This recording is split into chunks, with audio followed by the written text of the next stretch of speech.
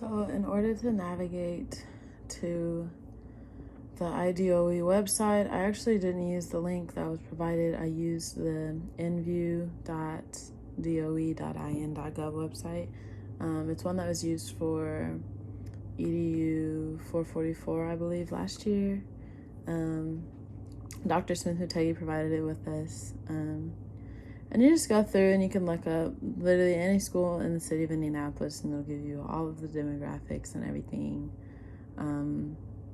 So yeah, that's what I did. When you go through, you can see, and I won't be able to flip the camera, but when you go through, you can see things like student achievement, student growth, proficiency for ELL learners, attendance levels, student population, of course. You can even see the grade that the state gives the school.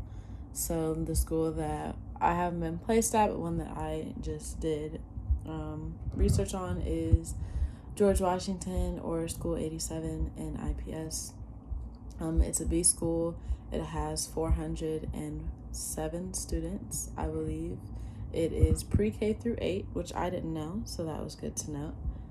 When I look at the population of educators, there are 42 total, and there's a pretty good balance and range between all of the years of educators. Like newbies fresh out of college is about 10%, 3 to 5 years about 15, 6 to 10 about 15, 11 to 15 years in the field of education about 10%, and then they do have actually a submissible amount of veteran teachers, so 20 plus about 33.3%, which was exciting to see, I guess, because we always hear about the retention rates in IPS being low.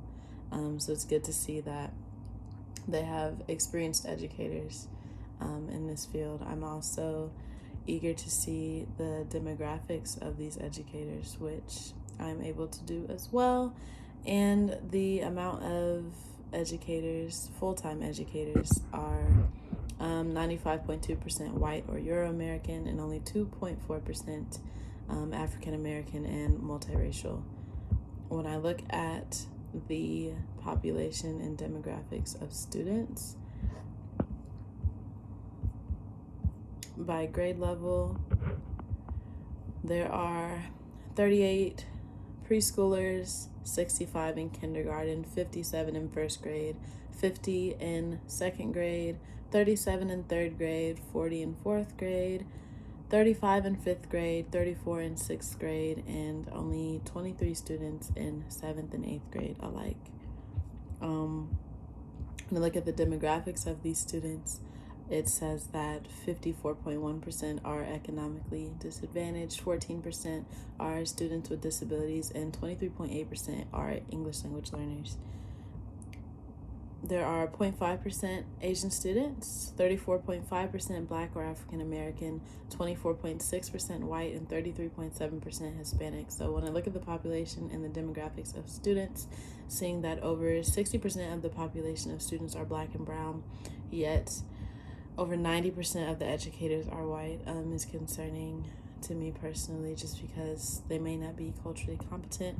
I'm eager to see, if I do get placed here, what things may look like in that realm, and if there is any professional development, if they are lacking there. When I look at the finances of the school, it says that they were allotted $15,000 for the 2019 fiscal year, because of course last year was really weird, so it's hard to see it updated. I can see here that they spend about 57% on school materials and things, which is nice. Transportation only gets about 5%. Operational purposes about 20%. Extracurriculars about 16%. And then it says here that it's funded by the state, right? Of course, it's Indianapolis Public Schools. Environment. School environment. It says there are only 4% of in-school suspensions, 5% out-of-school suspensions, and only 2% of the school gets exposed. So that is exciting to hear.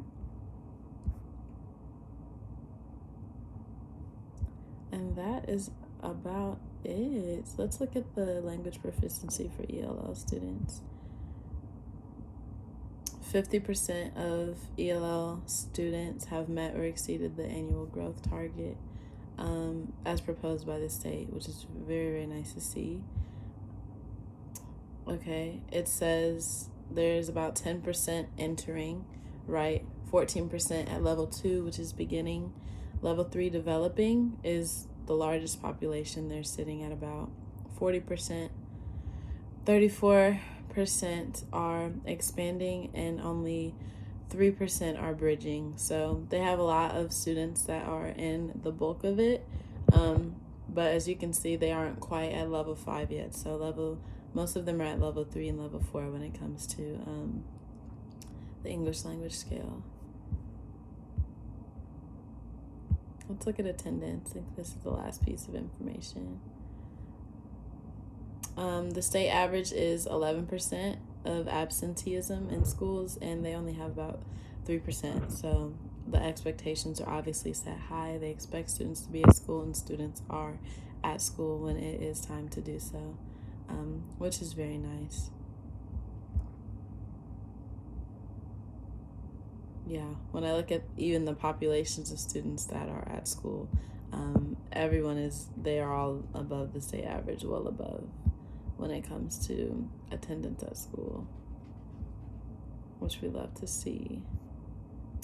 And yeah, again, the website that I used is Inview, INVIEW.DOE.in.gov to find all this information about my school. Thanks.